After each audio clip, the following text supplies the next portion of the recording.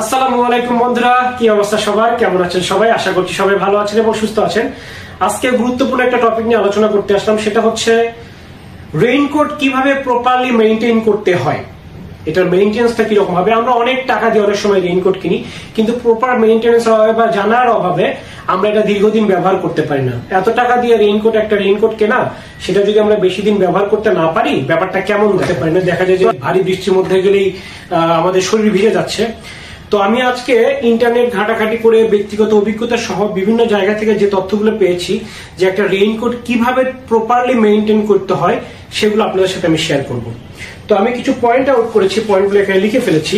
তো এর উপর ভিত্তি করে আমি চেষ্টা করবো আপনাদের কিছু পয়েন্ট বলার।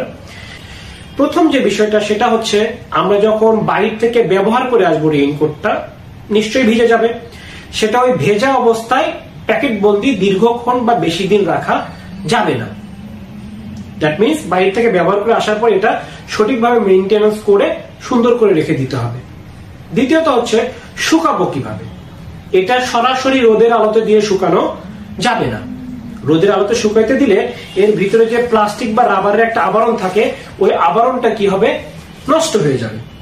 ওকে, তারপরে আসলো আমরা এটা নিশ্চয়ই নোংরা হবে, আমরা এটা নোংরা করব। নোংরা করলে এটা পরিষ্কার করব কিভাবে? সরাসরি ডিটারজেন্ট দিয়ে এটা ধোয়া যাবে না, কারণ ডিটারজেন্টে প্রচুর পরিমাণে ক্ষার থাকে, যেটা এই প্লাস্টিকের আবরণটা নষ্ট করে ফেলতে পারে। সেই জন্য আমাদের কি করতে হবে, ডিটারজেন্ট ব্যবহার না করে কম ক্ষারযুক্ত সাবান, যেরকম গোসল করা সাবান অথবা শ্যাম্পু দিয়ে এটা পরিষ্কার করতে হবে। কিভাবে পরিষ্কার করতে হবে? এইভাবে পরিষ্কার করতে হবে, এইভাবে হাত দিয়ে আস্তে আস্তে পরিষ্কার করতে হবে। এটা একটা রেইনকোট, এইভাবে পরিষ্কার করতে হবে। তবে কোনোভাবেই এইভাবে ডলা দেয়া যাবে না, এভাবে ডলা দেয়া যাবে না। তো তারপরে যে বিষয়টা আসছে, সেটা হচ্ছে ডিটারজেন্ট ব্যবহার করলাম না। এখন কথা হচ্ছে আমরা শুকাবো কিভাবে। শুকানোর জন্য প্রথমত আমি বলছি সরাসরি রোদে দেয়া যাবে না, এটা একটা গেল। দ্বিতীয়ত হচ্ছে টাম্বল ড্রাই, দ্যাট মিনস মেশিনের মধ্যে আমরা কাপড় দিয়ে যে শুকাই, এইভাবে শুকানো যাবে না। তৃতীয়ত হচ্ছে আমি যেটা নর্মালি শীতকালে করে থাকি যখন রোদ থাকে না, হেয়ার ড্রায়ার দিয়ে কাপড় শুকাই। এটা রেইনকোট এইভাবে হেয়ার ড্রায়ার গরম বাতাস দিয়ে শুকানো যাবে না। এবং ড্রাই ওয়াশ, লন্ড্রিতে আমরা অনেক সময় অনেক কাপড় ড্রাই ওয়াশে দিই, রেইনকোট এইভাবে ড্রাই ওয়াশও করা যাবে না।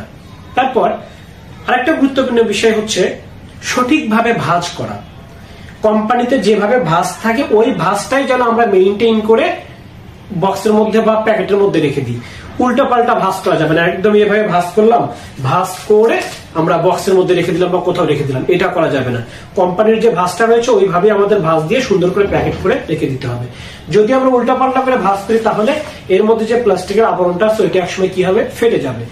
তো এই বিষয়গুলো আমাদের খেয়াল রাখতে হবে। আর একটা বিষয় হচ্ছে, এটা তো মানে আয়রন করাই যাবে না, আমরা নর্মালি এটা তো আয়রন করি না, তারপরে ব্যাপারটা বলে রাখলাম। তবে আর একটা জিনিস আপনি একটু খেয়াল রাখবেন, এই রেইনকোট গুলোর গায়ে নির্দেশনা থাকে এটা কিভাবে ইউজ করতে হবে, কিভাবে এটা ইউজ করতে হবে, সেগুলো দেয়া আছে। যাই হোক, ভালো থাকবেন সবাই, সুস্থ থাকবেন।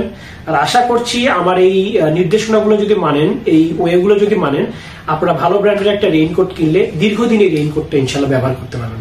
ভালো থাকবেন সবাই, সুস্থ থাকবেন। আল্লাহ হাফেজ।